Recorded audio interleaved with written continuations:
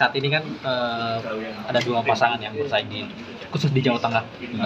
Partainya sendiri nanti gimana? Ya nggak apa-apa ya, adanya calon itu kita lihat kompetisinya.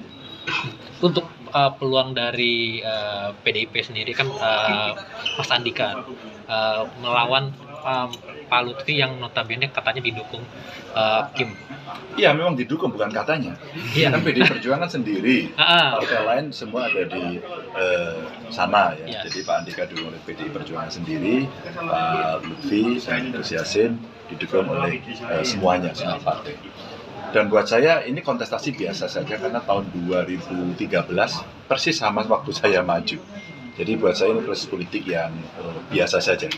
Siapa yang mendukung buat kami juga biasa, yang penting sah, yang penting tidak melanggar aturan gitu kan. Dan kalau ada terjadi pelanggaran, semua instrumen yang punya kewenangan bisa bertindak. Nah dengan cara itu maka forum demokrasinya atau ajang demokrasinya betul-betul menjadi demokratis. Yang penting buat saya itu kalau kita biasa, dan hari ini terbukti dari survei sekarang sama. Satu survei kalah dikit, satu survei menang dikit. Jadi saya anggap sama, masih di sampling error. Jadi dua kekuatannya akan bertanding, rasa-rasanya cukup berimbang sampai detik ini.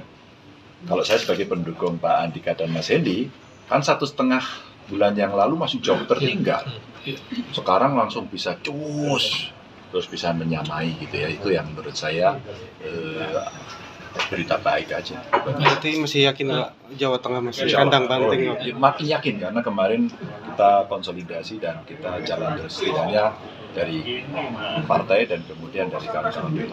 Mas, kemarin kan Pak Prabowo secara terbuka mendukung pasangan Pak Lutfi. Itu gimana tanggapan dari Mas sebagai Kemarin yang ditanggapi pertama justru ditanggapi Ketua KPU Jawa Tengah, karena dia secara berani mengatakan bahwa tidak boleh. Kalau mau melaksanakan sebaiknya ya resmi saja, cuti gitu. Dengan cuti boleh. Kan dia mengatasnamakan Ketua Umum Gerindra. Tidak dong. Coba Anda lihat intensinya. Kayaknya Anda salah lihat berarti videonya. Enggak. Kalau itu Anda harus clearance dulu. Anda lihat videonya. Enggak ada satupun kata-kata itu ada. Maka kenapa saya mengomentari seperti ini? Agar kita mengingatkan itu tidak keliru. Kalau enggak boleh. Kalau saya enggak suka. Faktanya beliau juga ketua umum partai. Tapi kalau umpama atas nama partai gitu ya, saya maklum. Cuma tinggal membuat waktunya saja untuk kemudian nanti dia cuti tidak cuti, aturannya ada, dan itu diomongkan oleh KPU. Menurut saya KPU fair ya, tinggal nanti kan soal berani atau tidak mengatur seperti itu.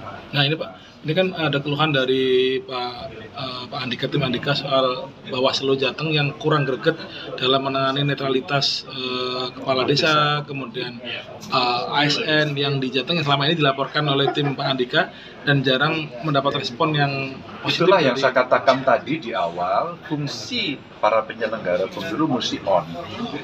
Maka kalau tidak, nanti kepercayaannya hilang.